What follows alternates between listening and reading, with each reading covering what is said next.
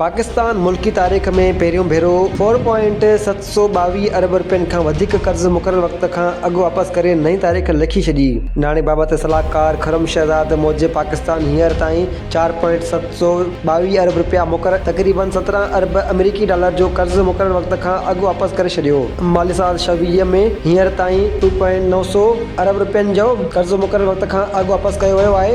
नाणे वारे सलाहकार चयो त माली साल 26 में कर्ज़नि जी वक़्त खां अॻु अदायगी माली साल 25 जे मुक़ाबले में 62% वधीक रही। वक़्त खां अॻु वापसि कयल कर्ज़ में 51% स्टेट बैंक ऐं 49% ॿियनि मालियाती इदारनि जो कर्ज़ शामिल आहे। खरम शहज़ाद मूजिबि पाकिस्तान जी कर्ज़नि जो GDP तनासब 75% खां घटि थी तक़रीबन 68.5% रहिजी वियो। बहितर इंतज़ामी हुकूमत अमली सबबि सरमायाकारनि जो एतमाद ऐं मुल्की मालियाती इस्तेहकाम वधीक मज़बूत थियो आहे। बहितर कर्ज़ नज़म व नसक सां पाकिस्तान मज़बूत पाइदार ऐं घटि लाॻत मालियाती निज़ाम तरफ़ वधी रहियो आहे।